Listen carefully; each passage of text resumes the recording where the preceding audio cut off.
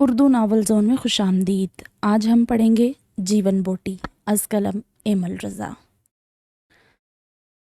سارے محلے کی عورتیں اس بات کی گواہ تھی کہ بھیا جی کے مزاج کا زنانہ پن نہ تو فطرتاً ہے اور نہ ہی کسی دشمن کی کارگزاری کا نتیجہ ہے، بلکہ یہ ان کی 5 جھلی بہنوں کی کم عقلی کا واضح، جیتا جاگتا اور موٹا تازہ ثبوت ہے، جو ہر وقت بھیا جی کے سر پر سوار رہی، شادی سے پہلے بھی اور شادی کے بعد بھی۔ کسی زمانے میں بھیا جی کا نام ولی تھا، لیکن یہ کسی زمانے کی بات ہے، شاید وہ پتھروں کا زمانہ ہوگا جس کی باقیات اب میسر نہیں۔ اب ولی نام گمشدہ ہے اور بھیا جی رائج اللقب۔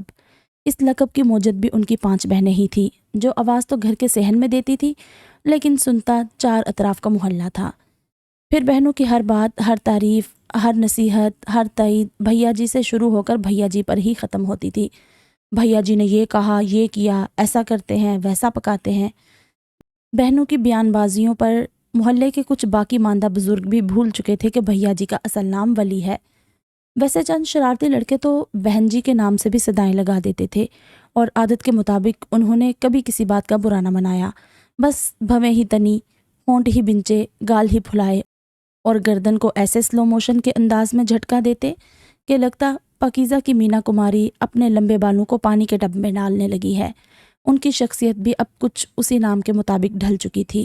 2 مردوں جتنا موٹا بھیا جی کا سراپا، اپٹن رگڑا چہرہ، بے حد سلیقے سے منڈی بھویں، نہ جانے کیسے کیسے کیے سرخ ہونٹ، لمبی پلکیں، آنکھوں میں شرارت، چہرے پر شرماہٹ، چربی زدہ لچکیلی کمر، لباس اور ساری وضعیت بھی ایسی تھی کہ سردیوں میں کندھوں پر لی چادر اگر سر پر لے لیتے تو بالکل اپنی مرحومہ ماں کی کاپی لگتے۔ چادر بھی اکتوبر کے شروع میں ہی لینا شروع کر دیتے تھے، جب ابھی لاہور میں سردیوں کا ایسا کوئی زوردار آغاز بھی نہ ہوا ہوتا تھا، جب ابھی لڑکیاں کندھوں پر پوری طرح دوپٹہ بھی نہ پھیلاتی تھی، پھر یہ چادر مارچ کے دنوں میں لڑکے والے ہی کھینچ کر اتارتے۔ اس طرح 5 ماہ ان کے اندر کی تڑپتی مچلتی عورت کو بھی راحت ملی رہتی۔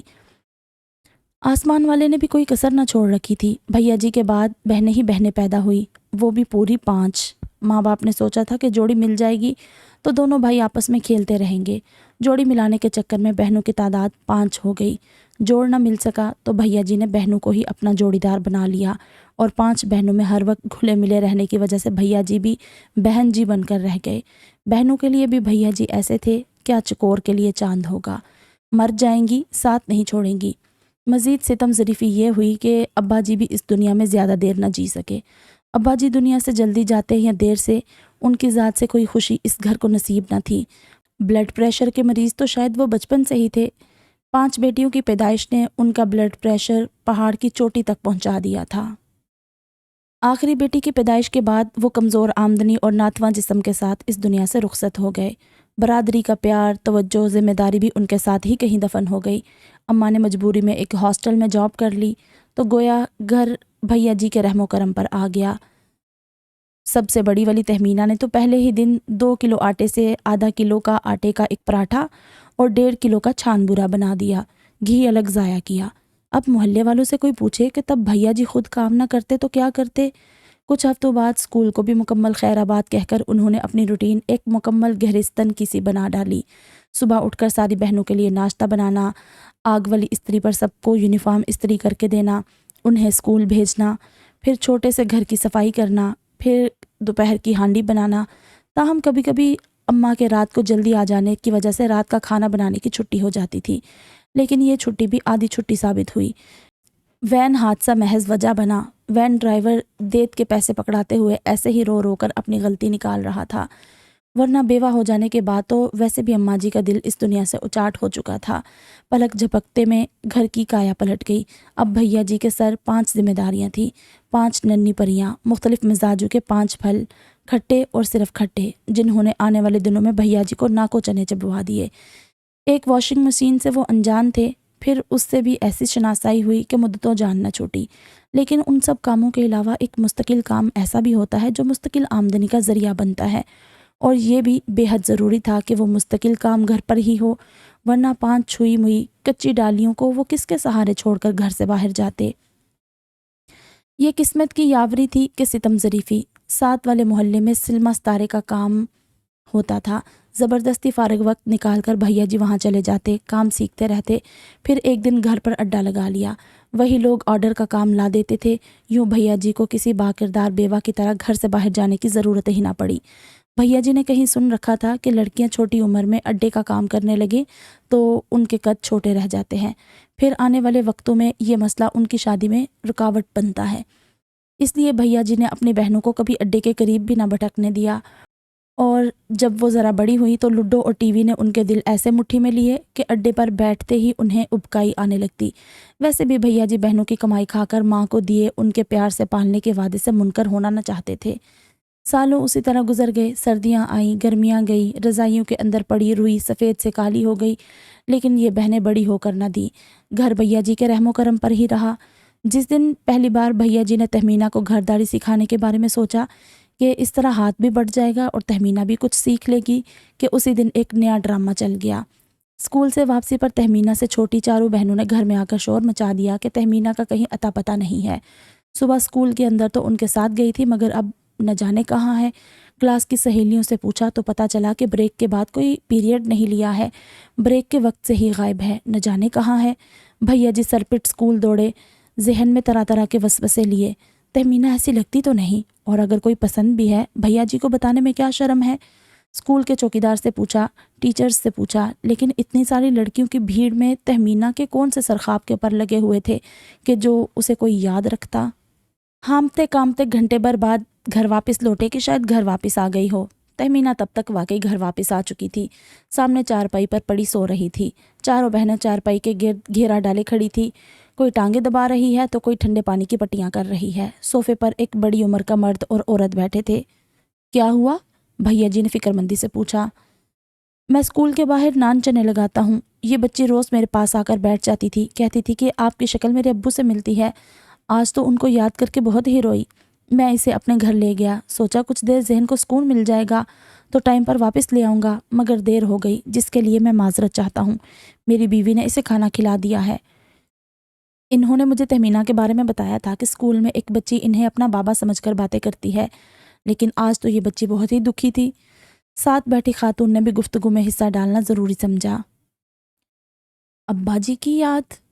بھیا جی بنچکے رہ گئے۔ تہمینہ نے تو کبھی ذکر نہیں کیا۔ کیا وہ اپنی بہنوں کو ماں اور باپ کا پیار دینے میں ناکام رہ گئے؟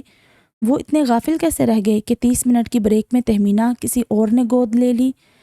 یوں بھیا جی کو پتہ چلا یہ تہمینہ بیگم جو سست ہے، پڑھائی میں بھی کمزور ہے، کھانا بھی صرف 2 وقت کا کھاتی ہے، اور جسے سب سائیں بابا کہہ کر چھیڑتے ہیں، اپنے اندر کیسے کیسے غم چھپائے ہوئے بیٹھی ہے۔ اس کے ناتواں کندھے پر وہ بھلا کیسے گھر کا کوئی کام ڈال سکتے تھے۔ تہمینہ سے چھوٹی فاخرہ تھی، زیادہ بڑی تو نہیں تھی، لیکن اتنی چھوٹی بھی نہیں تھی کہ کھانا نہ بنا سکے یا گھر کی صفائی نہ کر سکے۔ لیکن جناب اس کا رویہ تو ایسا تھا جیسے کسی امیر گھرانے میں پیدا ہوتے ہوتے وہ غلطی سے اس گھر میں پیدا ہو گئی ہے، اور یہ بھی اس کا ایک احسان ہے اس گھر کے مکینوں پر۔ چھوٹیوں پر روب جھاڑنا اور بڑوں کا کہنا نہ ماننا، اوپر سے جو بات کہہ دی سو کہہ دی، پھر کوئی مائی کا لال اس سے بحث نہیں کر سکتا۔ جس دن اسکول سے چھٹی کرنے کا کہہ دیا، پھر اس دن تو چاہے کوئی اہم پرچہ ہی کیوں نہ ہو، فاخرہ اسکول نہیں جائے گی۔ بھیا جی اور تہمینہ لاکھ پیار سے کہتے، فاخرہ اسکول جا، اچھا آج آلو کھا لے، کل گوشت بن جائے گا، ہاں نیا یونیفارم بھی، چھی چھی۔ اور تھوڑی چٹکی سے پکڑ کر تہمینہ کتنی بار کہتی، شونا ہے تو میرا، ہنس پڑ، چھی چھی۔ لیکن فاخرہ تو چارپائی پر بیٹھے بیٹھے ہی اتنی زور زور سے لاتوں کی ایکسرسائز کرتی کہ چارپائی کی پینداں اچھل اچھل کر ٹوٹتے۔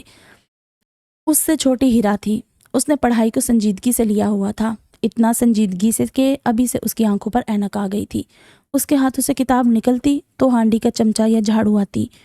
کچھ ذائقہ بھی بھیا جی کے ہاتھ کا ایسا تھا کہ آنے والے دنوں میں بہنوں کو کسی دوجے یا اپنے ہی ہاتھوں کے ناشتے کھانے پسند نہ آئے، اور بھیا جی ان کمزور ٹہنیوں کو مزید نہ جھکانا چاہتے تھے۔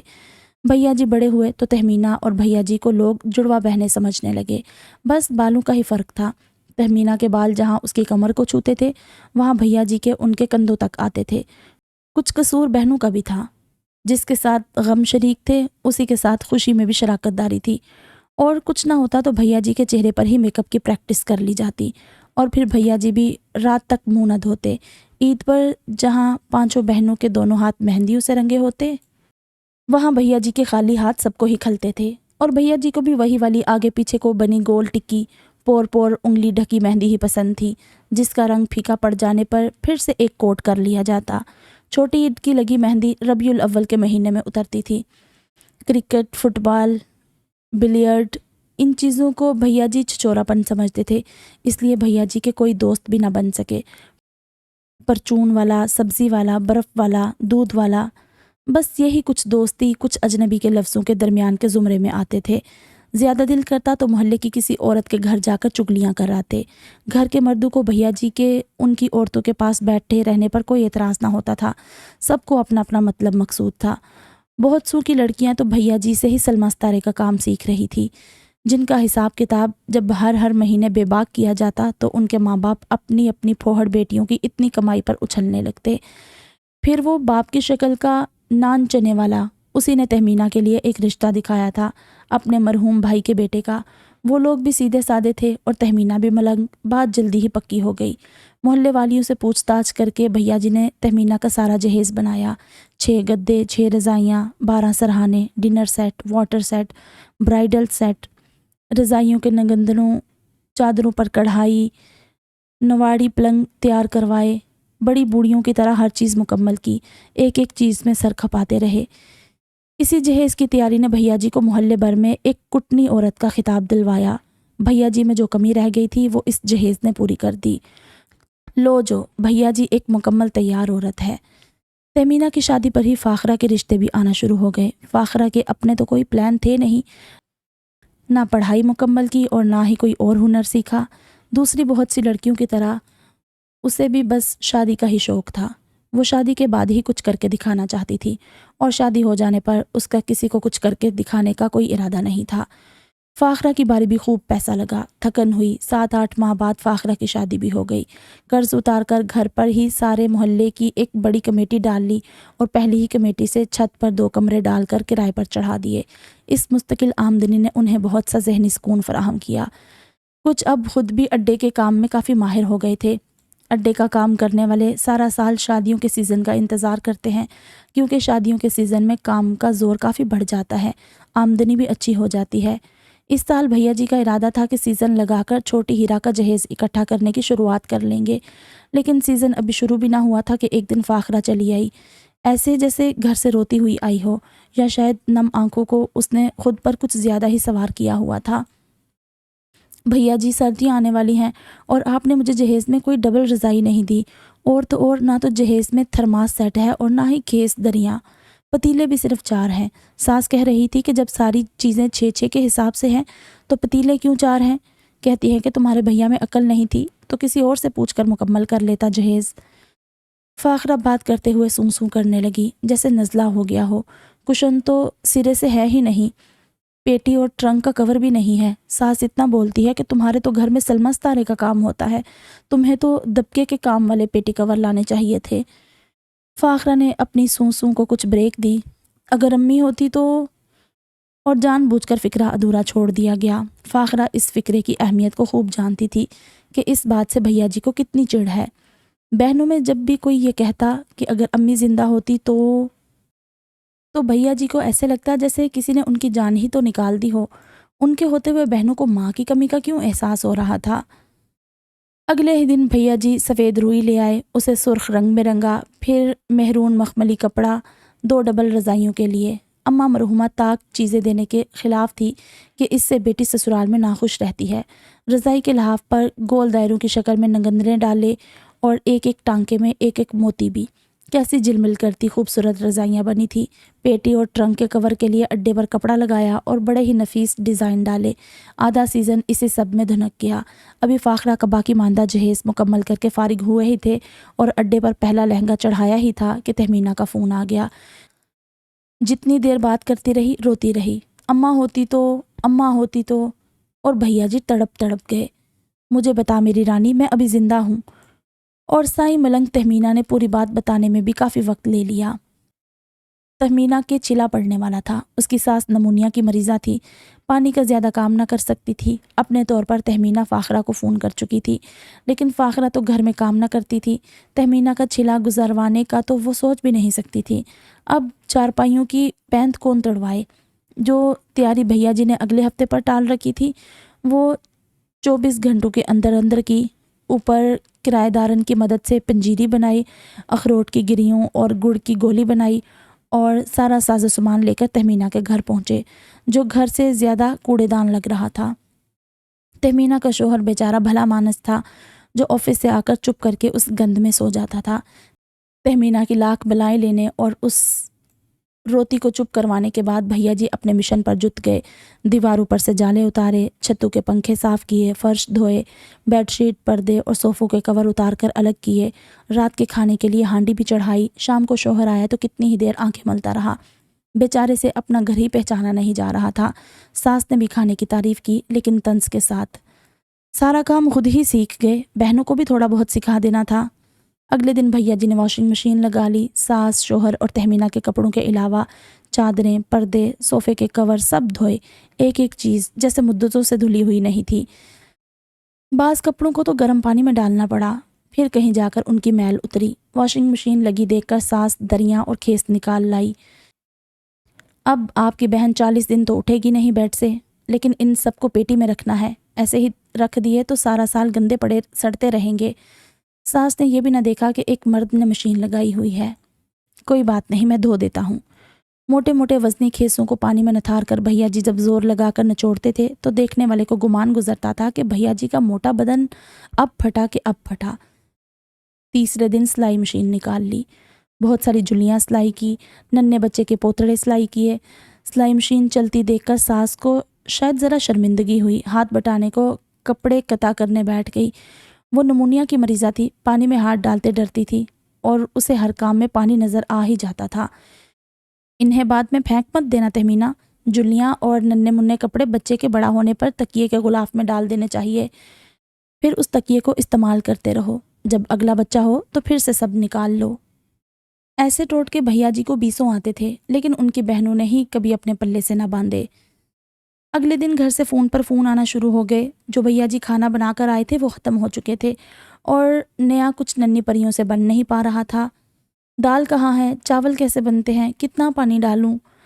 ایک تو آگے ہی اس بار کا سیزن نہ لگا تھا، دوسرا ان پریوں نے ہر چیز کا بیڑا غرق کرنے کا پلان بنا لیا تھا۔ گھر پہنچے تو سیر بھر دال 14 اگست پر جھنڈیاں لگانے والی لئی بنی ہوئی تھی۔ چاول اتنے بھائی چارے کے ساتھ پتیلے میں پڑے تھے کہ لگتا تھا کہ اب انہیں کوئی مائی کا لال الگ نہیں کر سکتا۔ شکر کہ وہ پہلے دن کے کھانے کی بسم اللہ پر ہی پہنچ گئے تھے، ورنہ ننھی پریاں بوریوں کی بوریاں ضائع کرنے کو تیار بیٹھی تھی۔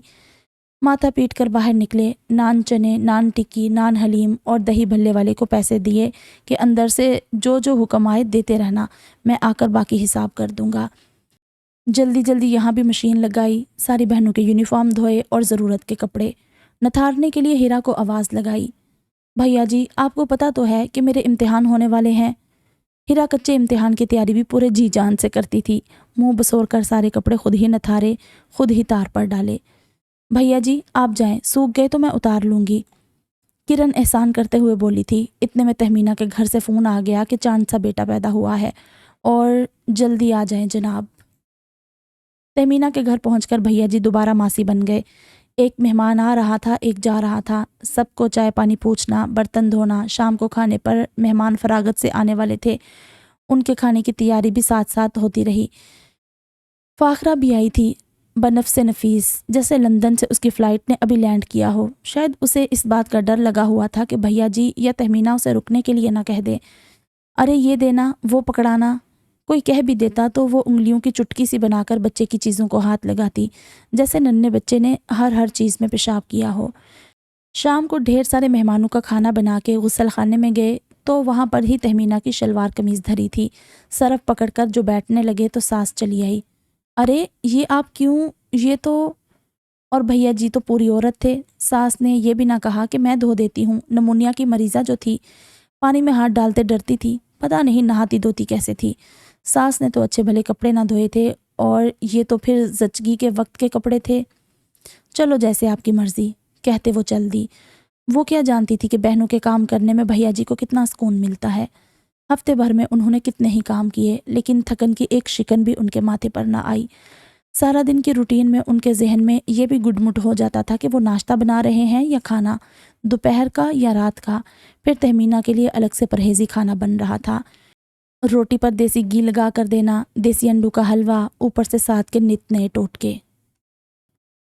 یہ گوشت کیوں لے آئے؟ یخنی کے لیے تو چانپ لیتے ہیں۔ بھیا جی آپ بھی نا۔ وہ بوڑھی ساس کے بھی بھیا جی ہو گئے، اتنے برے دن بھی دیکھنے تھے انہوں نے۔ تہمینہ چلنے کے قابل ہوئی، اور جب تک اس نے خود بھیا جی کو کہہ نہیں دیا کہ اب وہ گھر سنبھال لے گی، بھیا جی تب تک وہاں ہی رہے۔ گھر واپسی کے سفر پر ان پر دنوں کی نیند تاری تھی، تھکن ایک دم ہی ان پر سوار ہو چکی تھی۔ سوچا تھا کہ گھر جا کر سکون سے سو جائیں گے، لیکن گھر آنے پر انہیں 6-7 چکر ایک ساتھ آئے تھے۔ انہیں ایسا لگا وہ گھر میں نہیں بلکہ کسی بڑی گندی ٹوکری میں آ گئے ہیں۔ سارے کچن میں مکھیاں بھن بھن کر رہی تھی، بچی کچی چٹنیاں، چنے، دہی بھلے سب برتنوں میں ہی سوکھ چکے تھے۔ آدھے کھائے پکوڑے، ٹکی، نان کے موٹے کنارے سب شو پیس کی طرح سجا ہوا تھا۔ کچن کی الماریوں سے نئے برتن نکال کر انہیں استعمال کر لیا گیا تھا، کیونکہ جو گھر کے استعمال کے برتن تھے وہ گندے ہو چکے تھے اور انہیں دھونا ایک مشکل مرحلہ تھا۔ ہیرا کچھ تو ہاتھ پیر چلا لینے تھے، بھیا جی بھڑک کے بولے تھے۔ اب ایک چھلے کا تھکا ہارا بندہ بھڑکے بھی نہ۔ آگے سے وہی ٹینشن فری معصومیت بھرا فکرہ۔ پتہ نہیں یہ لڑکیاں پریاں شہزادیاں بنتے بنتے اچانک عام لڑکیاں کیسے بن بیٹھی تھی۔ بھیا جی امتحانات، اچھا سوری، میں کل کے پرچے کے بعد کر لوں گی۔ کل؟ اس بار وہ اور بھڑکے۔ کوئی پڑوسن یا اوپر والی کرایہ دارن ہی آ کر کچن کی یہ حالت دیکھ لے تو پھر ان سگڑ بیبیوں کے لیے کیا کوئی رشتہ دکھائے گی؟ ان کا گھر تو ویسے بھی آدھے محلے کی مرہون منت تھا۔ جلتے کڑتے کام مکمل کیا، اتنے میں باہر سے صدائیں آنے لگی۔ نان چنے والے کا 500 بنا تھا، دہی بلے اور آلو ٹکی والے کا بھی ان کی توقع سے کہیں زیادہ بنا تھا، اوپر سے کرارے آلو چنے والا بھی آدم کا۔ تم بھی؟ بھیا جی اتنا ہی کہہ سکے۔ ہاں بس 300۔ غصے میں جلتے بھنتے وہ کمرے میں آئے۔ یہ کس بار رات کو کھلاتی رہی ہو اتنا کھانا؟ تینوں کو جیسے سانپ سونگھ گیا۔ بھیا جی وہ ہماری سہیلیاں بھی آتی تھی، کمبائنڈ سٹڈی کرتے رہے ہیں ہم۔ کمبائنڈ سٹڈی یا کمبائنڈ دعوتیں؟ بھیا جی پھٹنے والے ہوئے۔ اچھا سوری، یہ لے بھیا جی، تھوڑے میرے جوڑے ہوئے ہیں آپ رکھ لیں۔ ننھی کرن نے تکیے کے نیچے سے پیسے نکال کر انہیں تھمانے چاہے تھے۔ اللہ یہ بہنیں اب ان کا کس کس طرح سے امتحان لیں گی؟ اب وہ اپنے سے چھوٹیوں سے ان کے جوڑے ہوئے پیسے لیں گے؟ تم رکھو میں دے دیتا ہوں، لیکن آگے سے دھیان رکھنا۔ آنے والے دنوں میں بھیا جی تہمینہ کے بچے کو دینے کے لیے چیزوں کی تیاری کرنے لگے۔ کمبل، رضائی سیٹ، سویٹر، جوڑے، جھولا اور نہ جانے کیا کیا۔ اسی دوران کہیں فاخرہ کا فون بھی آ گیا، ڈبل رضائی کا نتیجہ سنا رہی تھی۔ مجھے نہیں پتا، میری باری بھی آپ کو ہی آنا پڑے گا، میں کیوں نندو کا احسان لوں؟ تہمینہ کیا آپ کی زیادہ لاڈلی ہے؟ مصنوعی خفگی سے اس نے کہا۔ میری تو تم سب ہی لاڈلی ہو، ابھی تو وقت ہے نا، آ جاؤں گا جب وقت آئے گا۔ اسی طرح بہنوں کے چھلے کٹواتے، ان کے بچوں کی سالگرہ کرتے، ہیرا کے جہیز، اس کے لیے آئے رشتے دیکھتے دکھاتے، پھر اس کی شادی میں کتنا بہت سا وقت گزر گیا۔ سمے کے گجر بجتے رہے، کتنی بہاریں آ کر گزر بھی گئی، جن میں سے کوئی ایک بھی ان کی اپنی نہ ہو سکی، اور پھر رفتہ رفتہ ہلکی رفتار سے گزرتے لمحوں پر وہ وقت آ گیا جسے بڑے بڑے ادیبوں نے زوال کے وقت کا نام دیا ہے۔ اور انہی دنوں میں ایک دن بھیا جی اداس ہو گئے۔ وہ ایک بہت ہی حبس زدہ دن تھا۔ شام میں نہا دھو کر بھیا جی شیشے میں اپنے آپ کو دیکھ کر مسکراتے ہوئے کنگھی کر رہے تھے، جب انہیں اپنے بالوں میں کہیں ایک آدھ بال سفید نظر آیا تھا۔ بس جیسے وہیں دل کی حرکت بند ہو گئی۔ ذرا غور کیا تو 2-3 نہیں، 8 9 10، اف نہ جانے کتنے ہی۔ وہ تو بوڑھے ہو رہے تھے، ان کی عمر بھی تو نہ جانے کتنی ہو گئی تھی۔ دل کی بند ہوتی دھڑکن کے ساتھ انہوں نے اپنی عمر کا حساب کتاب لگایا، اور اس بار دھڑکن کے ساتھ ساتھ جیسے نبض چلنا بھی بند ہو گئی۔ اف خدایا، 40 سال! وہ 40 سال کے ہو چکے تھے، جبکہ ابھی تو انہوں نے زندگی کی بہاروں میں اپنا حصہ بھی نہ ڈھونڈا تھا۔ وہ تو خود کو شاید منہ بند کلی سمجھے ہوئے تھے، لیکن سفید بال دیکھ کر انہیں اپنے آپ کو باور کروانا پڑا کہ یہ منہ بند کلی نہ جانے کب کا گیندے کا پھول بن چکی ہے۔ ہائے اللہ، ابھی تو ان کی شادی بھی نہیں ہوئی تھی۔ بچپن میں کبھی اماں اپنے کسی سوٹ پر کڑھائی وغیرہ یا کچھ بھی کرواتی تو کہتی تھی ولی کی دلہن کے لیے بھی ایسا ہی بناؤں گی، سرخ رنگ میں۔ اور دلہن کا سن کر بھیا جی کے چہرے پر کیسی سرخی دوڑ جایا کرتی تھی، گال پھول جاتے تھے، ہونٹ بھنچ لیتے تھے، جیسے دلہن کا نہیں ان کے لیے کسی دلہے کا ذکر چھیڑ دیا گیا ہو۔ اماں نے 1-2 سوٹ بنوا کر رکھے بھی تھے مکیش کے کام والے، تہمینہ کا وقت آنے پر بھیا جی نے اس کے جہیز میں شامل کر دیے تھے۔ باقی 1 آدھ دوپٹہ وغیرہ فاخرہ لے گئی بنا بتائے۔ ہائے، وہ کیسے ٹرنک کھول کھول کر خالی کرتے رہے، اپنے لیے کچھ بھی نہ رکھا، اپنے بارے میں ذرا بھی نہ سوچا۔ اور عمر کی کتنی بہاریں نکل گئی، بہنوں کو بھی شاید خیال نہ تھا۔ اب وہ ایسی باتیں اپنے منہ سے کرتے اچھے لگتے تھے۔ ویسے تو بھیا جی اپنی بہنوں کی سہیلی بنے رہے، پوری رومانٹک فلم بغیر چینل تبدیل کیے دیکھ لیتے تھے، لیکن یہ بات کرتے ہوئے نہ جانے کیوں دل بھاری سا ہو رہا تھا۔ پھر بہنوں کو خود ہی اس بات کا خیال آ گیا۔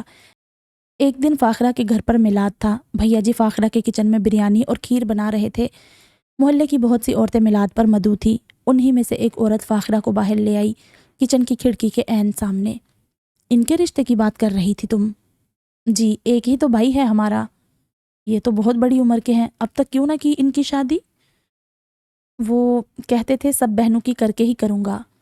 فاخرہ نے جھوٹ گھڑا۔ اندر بھیا جی نے اپنے منہ پر ہاتھ رکھ لیا۔ انہوں نے کب یہ بات کہہ دی تھی؟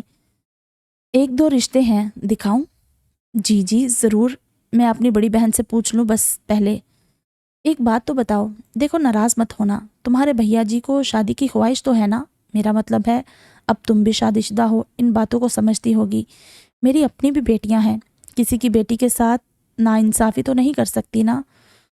جی وہ میں فاخرہ سے کوئی بات نہ بن پڑی۔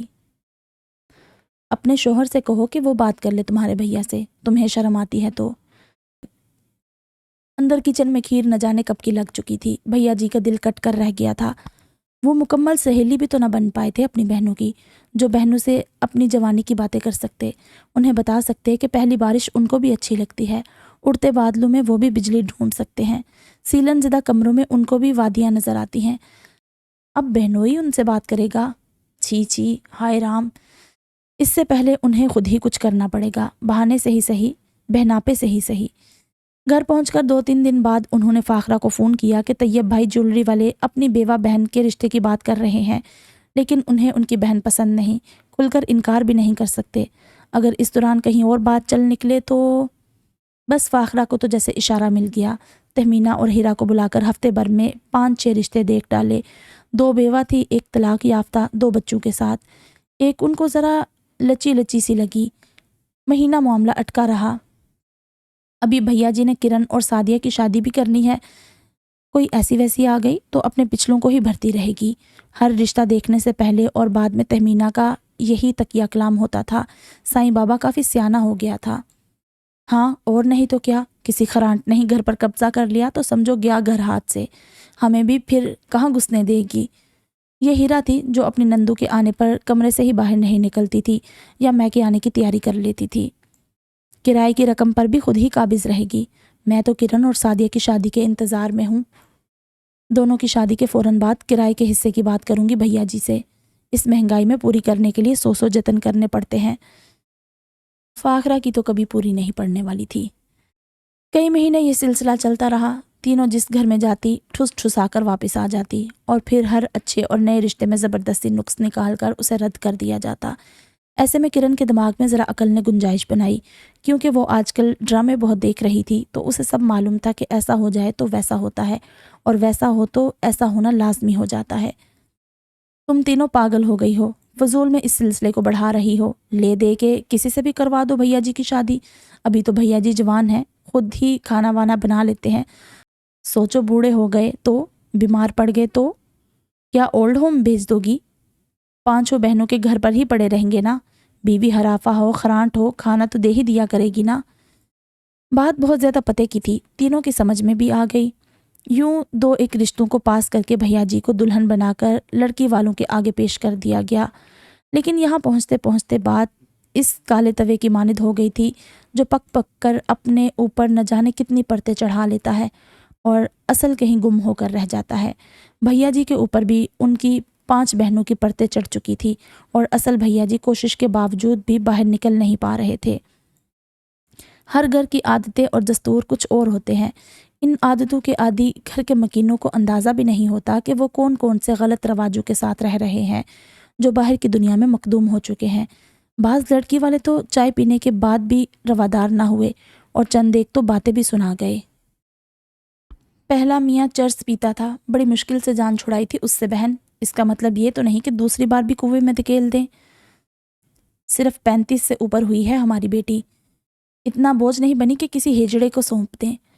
بہنوں نے اپنا سر پکڑ لیا۔ انہیں تو اندازہ ہی نہیں تھا کہ انہیں یہ جواب بھی سننا پڑیں گے۔ وہ تو سمجھ رہی تھی کہ جس لڑکی کو وہ ہاں کریں گی بھیا جی کی شادی وہاں ہی ہوگی۔ انہیں اندازہ نہیں تھا کہ کوئی انہیں بھی انکار کر سکتا ہے۔ آئے دن بھیا جی کے گھر رہنے سے اپنے اپنے گھروں کا بھی حرج ہو رہا تھا۔ شوہروں کے فون آنے لگے تھے۔ فاخرہ کے شوہر نے تو صاف صاف کہہ دیا، پہلے اپنے بھیا جی کو کچھ سنوار تو لو، کوئی جم وم بھیجو، کیسے بے ڈنگے سے ہو رہے ہیں، کوئی دیکھ کر کہے گا ہاتھی ہے کہ مرد۔ فاخرہ نے گھور کر اپنے شوہر کو دیکھا۔ ناراض مت ہو، وہ فوراً کھسیانا ہوا۔ لڑکی والے ہزاروں چیزیں دیکھتے ہیں، مجھے ہی دیکھ لو، زیادہ چھوٹا بھی نہیں ان سے، مگر کیسا فٹ ہوں، تھوڑا عرصہ گزرے گا تو ان کا بیٹا لگوں گا۔ تہمینہ کی ساس نے تو نرالی ہی بات کی، ارے ایسے مردوں کی شادیاں نہیں کرواتے، یہ تو اللہ کے نیک بندے ہوتے ہیں، ولی کا درجہ دیا ہے اسلام نے خواجہ اسراؤں کو، اور تمہارے بھائی کا تو ویسے بھی نام ولی ہی ہے۔ ساس نے تو جیسے تہمینہ کے وجود پر تیزاب پھینک دیا تھا۔ کچھ باتیں حقیقت بھی لگی۔ بھیا جی پر بھی غصہ آیا، واقعی کیا حالت بنا رکھی ہے اپنی، چلتے ہیں تو ایسے جیسے 4-5 بچوں کا مستقل حمل ٹھہرا ہو، اوپر سے کپڑے بھی نہ جانے کس درجے سے سلواتے ہیں، لڑکیوں کے فلافر جیسی شلواریں اور تنگ تنگ قمیضیں، کڑھائیاں، لیس بھی لڑکیوں والی، شوخ چمکتی دمکتی۔ حجامت کرنے والا حجامت کے ساتھ نہ جانے کیوں بھویں بھی ادھیڑ ڈالتا ہے، بھیا جی ہی ادھڑواتے ہوں گے، بچپن کی عادتیں، نہ جانے کب بڑے ہوں گے۔ اس بار تہمینہ گھر گئی تو بڑی اچھی طرح سے خبر لی اس نے بھیا جی کی۔ کرن، سعدیہ، بھیا جی تینوں خاموشی سے سنتے رہے۔ تہمینہ کے تو جو منہ میں آیا بولتی گئی۔ سعدیہ، تیرے ہاتھ کو تو میں سب سے پہلے توڑوں گی جو تو نے اب بھیا جی کے ناخنوں پر نیل پالش لگائی یا آنکھوں میں مسکارا۔ تہمینہ کی بھڑک پر سعدیہ تو دبک سی گئی۔ اور تم بھی کچھ بدلو اپنے آپ کو بھیا جی، بکرم لگوایا کرو اپنے شلواروں کے پانچوں پر، کیا فلیپر پہنے گھومتے رہتے ہو، اور یہ سی شیپ میں فٹنگ کروانا بھی چھوڑ دو۔ اور کہاں سے لیتے ہو تم اپنے کرتوں کے کپڑے، یہ مٹھی میں پورا سوٹ سما جانے والی سلک، یہ عورتوں کے پہناوے ہیں، پتہ نہیں کیوں مردانہ دکانوں میں نہیں گھستے تم، طرح طرح کی باتیں سننا پڑتی ہیں اپنے سسرال والوں سے۔ ہیرا کا بھی فون آیا تھا، اس کی ساس نندے بھی کیا کم ہے، ایک تمہیں ہی ہمارا خیال نہیں، بس تمہاری وجہ سے ٹکے کی عزت مل رہی ہے ہم تینوں کو۔ پہلے تمہارا وجود ہمارے رشتوں میں رکاوٹ بنا، چلو وہ تو ہم معاف کرتے ہیں، لیکن اب خود کے تو بن جاؤ، اپنا تو سوچو، اپنے لیے تو خود کو بدلو۔ بھیا جی برسات کی آخری بارش کے پکوڑے تل رہے تھے۔ تہمینہ کی وجہ سے تیل اور پکوڑوں نے کالا ہو کر دھواں دینا شروع کر دیا، اور یہ دھواں گیلی لکڑیوں کے دھویں سے مشابہ تھا جو آگ نہیں لگاتی، بس آنسو لاتی ہیں۔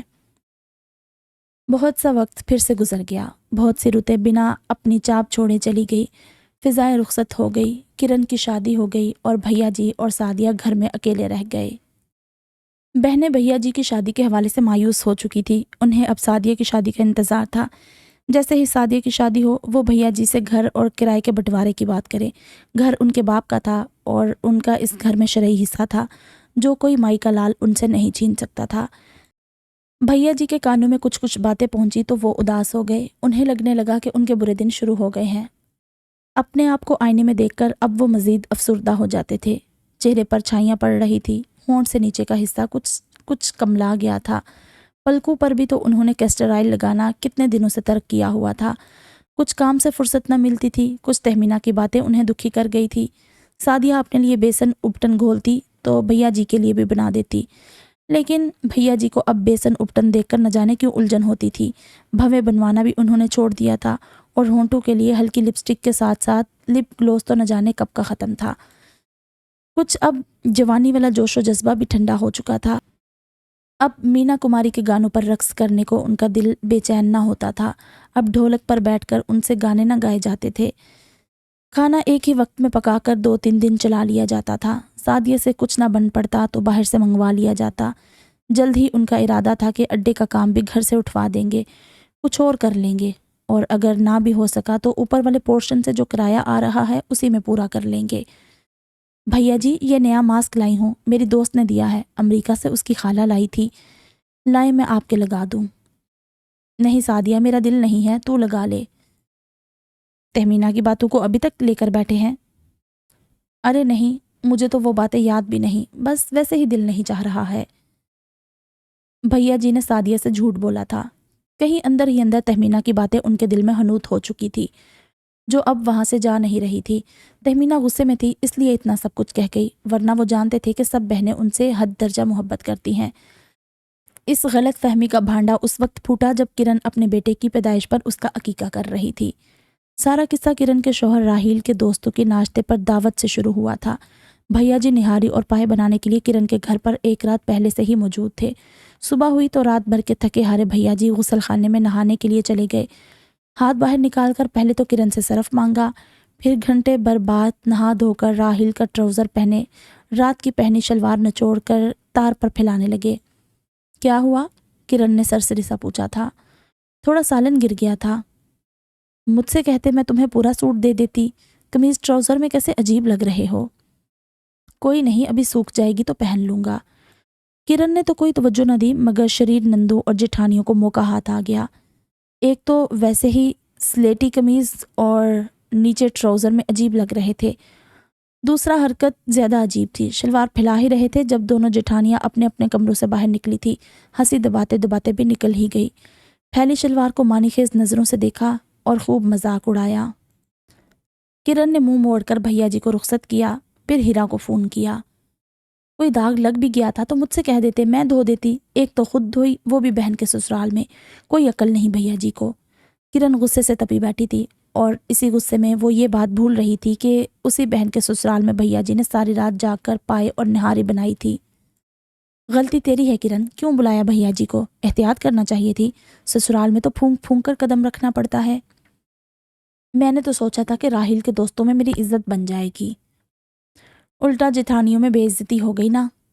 किरण ने आइंदा के लिए तौबा कर ली, और अब उसी के बेटे का अकीका था। किरण ने बहुत सी फरमाइशें पहले से ही बता दी थी। बच्चे के तोहफों के अलावा सबके कपड़े अलग से, मिठाई फल की टोकरियां भी। अभी भैया जी उन्हीं चीज़ों की तैयारी में लगे हुए थे कि हीरा का फ़ोन आ गया। पहले तो इधर उधर की बातें करती रही, फिर जल्द ही मतलब पर आ गई। भैया जी एक बात कहूँ? देखिए प्लीज़ बुरा मत मनाइएगा। किरण का फ़ोन आया था, वो बहुत परेशान थी। आपको पता तो है कि हम चारों में उसका ससुराल ज़्यादा पढ़ा लिखा और मैनर्स वाला है। तो ये कि बोलो हीरा, क्या बात है? भैया जी वो कह रही थी कि आपने जो कुछ भेजना है सादिया के हाथ भेज देना, खुद ना आना। ऐसे ही ख्वामखा लोग भी ना तरह तरह की बातें करते हैं। आपको तो पता है कि वो लोग कैसे हैं। फजूल का तमाशा लग जाएगा आपके जाने से बेचारी किरण का। भैया जी ने फ़ोन रख दिया और हाथों में मुंह छुपाकर ज़ोर ज़ोर से रोने लगे। तो ये औकात हो गई थी अब उनकी, जिनके लिए उन्होंने एक एक रुपया जोड़ा, अड्डे पर दिन रात एक किया, उनके लिए अब वो बेइज्जती का मुकाम बन चुके थे। आज रह रहकर उनको वो दिन याद आने लगा था जब अम्मा अब्बा इस दुनिया से बहनों को उनके भारी भरकम कंधों पर डालकर रुखसत हुए थे। नाश्ते हांडियाँ बनाते कितनी बार ही तो उनका हाथ जला था। मशीन लगाते वक्त कितनी बार ही तो उन्हें करंट ने आ लिया था। काम ऐसे ही तो नहीं सीखे जाते।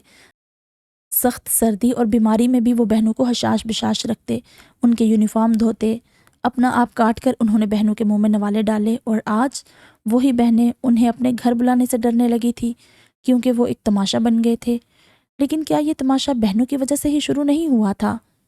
कुछ कुछ भनक सादिया को भी पड़ चुकी थी। उसने भी अपने तौर पर ना जाने का फैसला कर लिया था।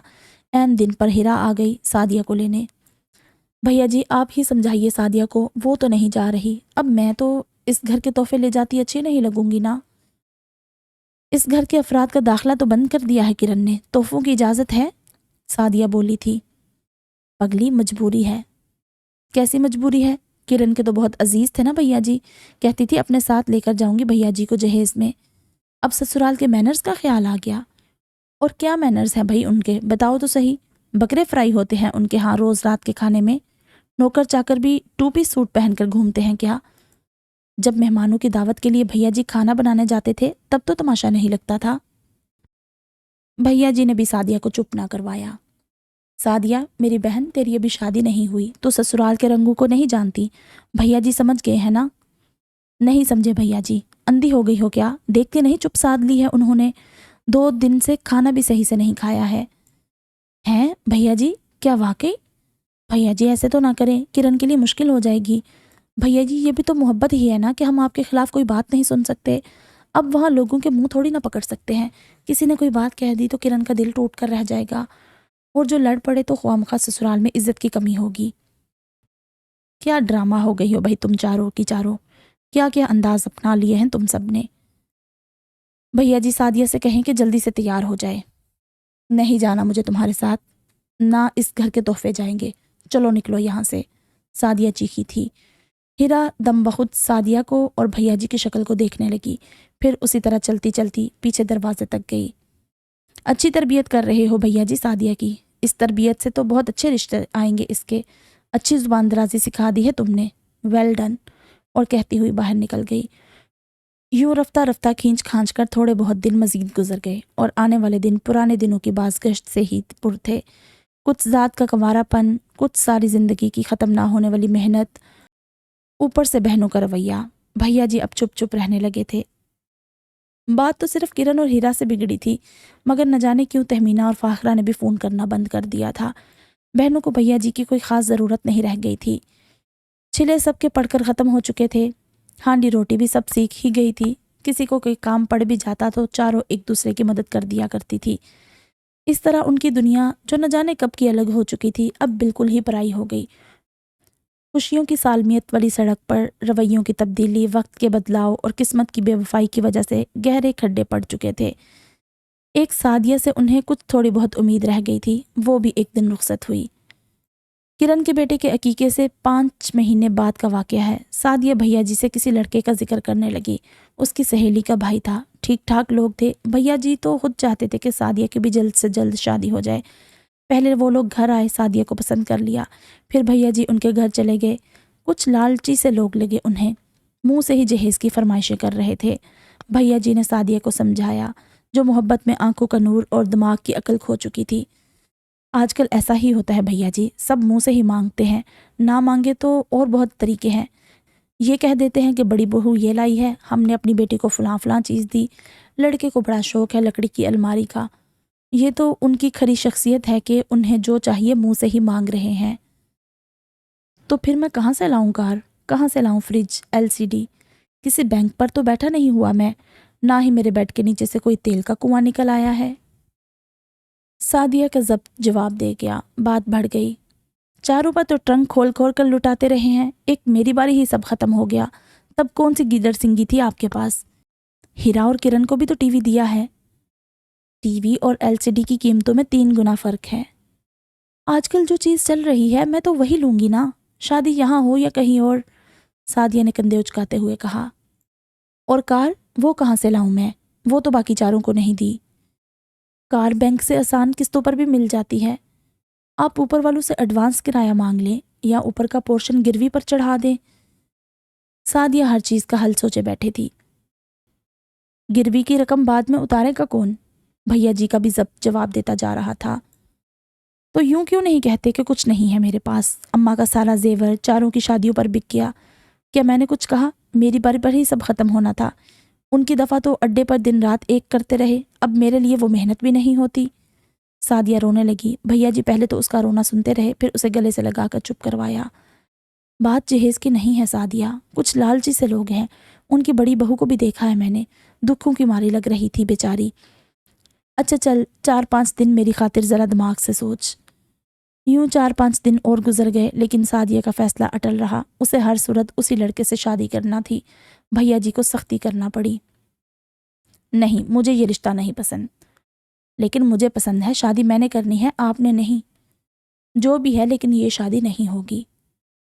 تو پھر میں گھر سے بھاگ جاؤں گی۔ سعدیہ نے ایسے کہا جیسے وہ اس کا بھی فیصلہ کر کے بیٹھی تھی۔ پھر اس کی اگلی بات نے تو بھیا جی کی جان ہی نکال دی۔ اور تم ہوتے کون ہو مجھ پر دھونس جمانے والے؟ میری ماں ہو یا میرا باپ؟ سعدیہ نے بھیا جی کی آنکھوں میں آنکھیں ڈالتے ہوئے پوچھا تھا۔ لمحے بھر کے لیے تو بھیا جی سانس لینا بھول گئے تھے۔ میرے ماں باپ بننے کی کوشش مت کرو، میں کسی کو خود پر دھونس نہیں جمانے دوں گی۔ سعدیہ کہہ کر اپنے کمرے میں چلی گئی تھی۔ بھیا جی ایسے بیٹھے رہے تھے جیسے پتھر میں ڈھل گئے ہوں۔ بیٹھے بیٹھے ہی وہ مراقبے کی حالت میں چلے گئے تھے۔ ایک چھوٹی سعدیہ ہی تو رہ گئی تھی، اور تو کسی نے کوئی کسر چھوڑی ہی نہ تھی۔ دکھ کی ایک لہر ان کے سینے سے اٹھی جس نے اوپر تک آتے آتے ان کی شکل بگاڑ کر رکھ دی۔ پھر ایک عجیب واقعہ ہوا۔ بھیا جی زور زور سے رونے لگے۔ ہاں، نہیں ہوں میں تمہارا مائی باپ، میں چور ہوں، لٹیرا ہوں، جو تمہارا سب چوری کر چکا ہے، سب لوٹ چکا ہے، تمہارے حصے کا کھانا بھی کھا جاتا ہوں۔ بھیا جی اور تیز تیز رونے لگے۔ ہاں، نہیں ہوں میں تمہارا مائی باپ۔ اور وہ تہمینہ کیا کہہ رہی تھی؟ بھیا جی باڈی بلڈنگ کرو، بھدے ہو رہے ہو۔ ارے جب باڈی بلڈنگ کرنے کا وقت تھا تب تو تمہارے چھلوں سے ہی فرصت نہیں تھی مجھے۔ اب اس عمر میں کروں جب کرسی سے اٹھتے ہوئے بھی وقت لگتا ہے؟ اب جاؤں جم؟ کس کے لیے؟ نہیں کرنی مجھے شادی۔ اور فاخرہ؟ وہ کہتی ہے کرائے کے حصے کرو۔ ہاں کر لو، تمہارے ماں باپ کا گھر ہے نا، میں بھی ماں باپ کا ہی بیٹا ہوں، میری بھی بوٹیاں نوچ لو، حصے کر لو میرے بھی۔ یہ جو گھر تمہارے ماں باپ کا ہے نا، اس کی اینٹ سے اینٹ علیحدہ ہو رہی ہے، کچھ اس پر بھی آ کر چار پیسے لگاؤ۔ اس طرف دھیان نہیں جاتا تمہارے شوہروں کا، بس حصہ چاہیے انہیں اور تمہیں۔ اور وہ ہیرا کہتی ہے اچھی تربیت کر رہے ہو سعدیہ کی۔ سعدیہ کی تربیت میں اچھی نہیں کر رہا تو تم کر لو، تمہارے کیا منہ باندھ رکھے ہیں میں نے، یا تمہارا اس گھر میں داخلہ بند ہے؟ بھیا جی کی تیز آواز بچپن سے لے کر اب تک کے دکھوں میں ڈوب گئی، لیکن ان کے رونے کی آواز سعدیہ کے رونے کی آواز میں دب گئی۔ ساتھ والے کمرے میں سعدیہ فاخرہ سے فون پر بات کر رہی تھی اور اسے رو رو کر سارا حال سنا رہی تھی۔ ساتھ ساتھ کے دونوں کمروں میں جیسے طوفان آیا ہوا تھا، دونوں اپنے ہی کہے جا رہے تھے، بس بھیا جی کا کوئی مخاطب نہیں تھا۔ اور وہ کرن، اس کی آئے دن کی نت نئی فرمائشیں، بس اتنا ہی تو کہا تھا کہ کوئی سستے سستے سے تحفے لے لو، اگلی پچھلی ساری ایک کر دی۔ کہتی ہے اڈے پر دن رات ایک کرو یا سعدیہ کو کسی چوراہے پر جا کر بٹھاؤ۔ کبھی تم سے کہا کہ باہر نکل کر کماؤ، تھوڑے بہت ہی صحیح پیسے لا کر دو اپنے بھیا کو۔ کبھی نہیں بتایا کہ کس کس مہینے کا بل کب کب اور کیسے ادا ہوا، کس کس سے ادھار مانگا، کس کس طرح لوٹایا۔ تم سب تو اتنی لاپرواہ تھی کہ چولہا فضول چل رہا ہے، پنکھا ٹیوب لائٹ بے مقصد آن ہے، پھر بھی کبھی کچھ نہیں کہا، خود ہی جان مارتا رہا۔ تمہاری نندو تک کے لہنگے بنا کر دیے مفت میں، تمہارے دیوروں کی پوری پوری بریاں بن کر گئی ہیں یہاں سے، اور یہ چھوٹی سعدیہ، اسے تو ماں باپ کی شکل بھی نہ یاد ہوگی جو اب ان کو یاد کر کے روتی ہے۔ ہاں، نہیں ہوں میں تمہارا مائی باپ۔ کبھی بھیا سے بھی پوچھا ہے کہ بھیا تم بھی کبھی بیمار ہوئے ہو کہ ہمیشہ کے ہٹے کٹے ہی ہو؟ ارے تم تو مرتے کے منہ میں پانی بھی نہ ڈالو، میری انگلیوں کے گھڑے تمہیں کیسے نظر آئیں گے؟ یہی ڈر ہے نا تمہیں کہ تمہارے گھر میں آ کر مفت میں روٹیاں توڑنے نہ بیٹھ جاؤں؟ تو سن لو سب کی سب۔ اور اگلی بات کرتے ہوئے جسے بھیا جی خود ہی ڈرنے لگے، ان کے چہرے پر یکدم خوف نے جھریوں کو بہت گہرا کر دیا۔ دلالی کر لوں گا مگر تمہارے گھروں میں کبھی نہیں آؤں گا۔ یہ کہہ کر بھیا جی روتے روتے ہی بیڈ پر پیچھے گر گئے جیسے جان نکل گئی ہو۔ شام کو فاخرہ نے دڑام سے گھر کا دروازہ کھولا، تنے ہوئے چہرے اور ماتھے تک تنی ہوئی بھووں کے ساتھ، جیسے آج تو کسی کو قتل کر کے ہی جائے گی۔ اپنے کمرے میں ہے، سعدیہ نے روتے ہوئے بتایا۔ فاخرہ نے اسی غصے سے بھیا جی کے کمرے کا دروازہ کھولا، دونوں ہاتھ بیڈ پر پھیلائے بھیا جی نہ جانے کب کے بے دم ہو چکے تھے۔ اگلے دن محلے کی عورتیں روتے ہوئے بیان کر رہی تھی جیسے ان کی کوئی سگی سہیلی ان سے ہمیشہ کے لیے جدا ہو گئی ہو۔ تمہارا بھیا تو جیون بوٹی تھا، اپنی زندگی تیاگ کر اس نے تم سب بہنوں کو زندگی دی ہے۔ لیکن اتنی گہری اور جذباتی بات بھی چارپائی پر سر گرائے پانچوں بہنوں کی بنجر آنکھوں میں آنسو نہ لا سکی، ان کے سکتے نہ توڑ سکی۔ پانچوں کو ایسا لگ رہا تھا جیسے وہ یتیم تو نہ جانے کب سے تھی، مسکین اصل میں آج ہوئی ہوں۔ اف، زبردست! کتنی دفعہ تو میں نے اپنے آنسو کنٹرول کیے۔ میں ایموشنل ہو جاتی ہوں ناولس پڑھتے ہوئے، مجھے کوئی ایسا سین آتا ہے تو میرے آنسو آ جاتے ہیں، باقاعدہ میں رو پڑتی ہوں، اور اس میں 2-3 دفعہ ایسا ہوا ہے۔ خیر مجھے اچھا ویسے یہ لگا کہ اچھا ہوا وہ فوت ہو گئے ان کے بھیا جی، مطلب کیا آگے ان کے لیے رہا تھا اس دنیا میں۔ خیر مطلب بہت کچھ کر سکتے تھے، لیکن جو جتنا ان کو دکھ مل گیا تھا، آئی ڈونٹ تھنک کہ اب وہ خوش رہ سکتے تھے۔ کاش جب ان کی بہنیں ان کے لیے رشتہ ڈھونڈ رہی تھی تو وہ اس ٹائم ان کی شادی ہو جاتی۔ بہت زبردست سٹوری تھی۔ اور جیسے میں نے دیکھا کہ ایمل رضا کا ناولٹ آیا ہے تو میں نے سوچا یہ تو فوراً پڑھنا بنتا ہے، اور بہت زبردست تھا۔ آپ کو کیسا لگا مجھے لازمی بتائیے گا، ٹھیک ہے؟ تو جلد ہی ملتے ہیں ایک نئے ناول کے ساتھ، تب تک آپ اپنا بہت سارا خیال رکھیں۔ اللہ حافظ۔